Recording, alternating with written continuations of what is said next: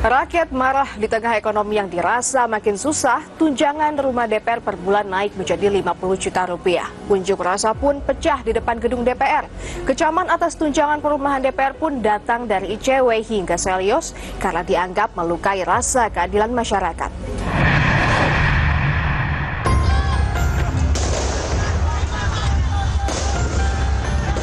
Unjuk rasa di kawasan Senayan, Jakarta sejak siang hingga malam akhirnya berujung ricuh. Aksi ini sebagai bentuk protes kenaikan tunjangan DPR untuk perumahan sebesar 50 juta rupiah per bulan. Protes keras masyarakat ini terjadi di tengah situasi kesulitan ekonomi yang makin menghimpit. Wakil Ketua DPR Sufmi Dasko Ahmad menghargai aksi unjuk rasa penolakan tunjangan perumahan DPR sebagai bagian dari kebebasan berekspresi. Dasko mengklaim tunjangan perumahan 50 juta rupiah bagi anggota DPR hanya diberikan selama 1 tahun, dari Oktober 2024 hingga Oktober 2025. Itu pun menurut Dasko diperuntukkan untuk 5 tahun masa kerja anggota DPR. Anggota DPR itu mendapatkan tunjangan perumahan setiap bulannya 50 juta dari bulan Oktober 2024 sampai dengan bulan Oktober 2025, yang mana uang tersebut akan dipakai untuk kontrak rumah selama masa jabatan anggota DPR 5 tahun, yaitu selama 2024 dan sampai dengan 2029. Jadi setelah Oktober 2025, setelah bulan Oktober 2025, anggota DPR itu tidak akan mendapatkan tunjangan kontrak rumah lagi. Ketua DPR RI Puan Maharani membantah kenaikan gaji anggota DPR. Meski demikian, Puan mengakui tunjangan DPR bertambah karena ada pemberian kompensasi uang rumah sebagai pengganti rumah jabatan.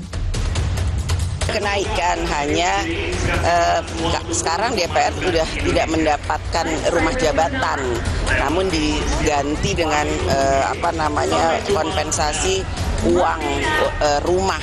Jadi itu aja sekarang karena rumahnya kan sudah dikembalikan kepada pemerintah. Tidak hanya Ketua DPR, Wakil Ketua DPR Adis Kadir sebelumnya menyebut tunjangan DPR yang bertambah karena Menteri Keuangan yang kasihan dengan anggota DPR. Gaji tidak naik ya, saya tegas sekali gaji tidak naik. Yang naikkan tunjangan makan disesuaikan dengan indeks saat ini mungkin terima hampir 69, hampir 70-an. Jadi yang naik cuman tunjangan itu saja yang saya sampaikan tadi, tunjangan beras, karena kita tahu beras telur juga naik, mungkin Menteri Keuangan juga kasihan dengan kawan-kawan DPR. Usai pernyataannya viral, sehari berselang Adis Kadir pun meralat ucapannya. Tidak ada kenaikan gaji maupun tunjangan. Tunjangan beras itu tidak ada kenaikan sejak tahun 2010, itu sebesar 200.000 kurang lebih per bulan. Jadi itu saja yang ingin saya klarifikasi. Jadi saya sampaikan tidak ada kenaikan gaji, yang ada memang hanya tunjangan perumahan yang sudah dianggarkan sejak tahun lalu, itu karena rumah dialihfungsikan oleh Sekretariat Negara. Sebelumnya, Oktober 2024 lalu, Sekretaris Jenderal DPR RI Indra Iskandar menyebut selama ini biaya perawatan satu rumah dinas DPR hanya butuh sekitar 25 juta rupiah per tahun. Tidak sebesar tunjangan yang didapatkan anggota DPR saat ini, yakni 50 juta rupiah per bulan. Seolah melupakan, kini Sekjen DPR RI Indra Iskandar menegaskan pemberian uang kompensasi rumah anggota DPR akan memudahkan kontrol penggunaan anggaran dan mencegah penyalahgunaan. Ini kan kita secara jujur juga harus katakan bahwa kondisi objektif dalam pengelolaan keuangan tuh antara rumah dengan diberikan dalam bentuk uang memang akuntabilitasnya lebih aman dalam bentuk uang, karena pemeliharaan rumah itu besar dan itu berpotensi memang ada fraud dan lain sebagainya.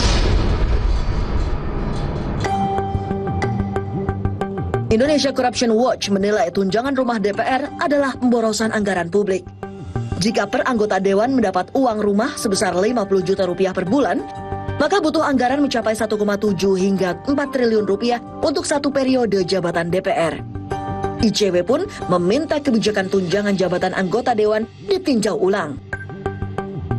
Rasanya keputusan itu juga bukanlah keputusan yang patut jika melihat ada permasalahan-permasalahan yang saat ini banyak dialami oleh warga. Entah itu permasalahan pengangguran, entah itu permasalahan kenaikan pajak, tunjangan guru, dan lain sebagainya. Sehingga mestinya keputusan itu jikapun sudah dituangkan dalam bentuk kebijakan, semestinya dibatalkan. Direktur Kebijakan Publik Selios, Media Wahyudi Askar menyebut kenaikan tunjangan rumah anggota DPR melukai publik.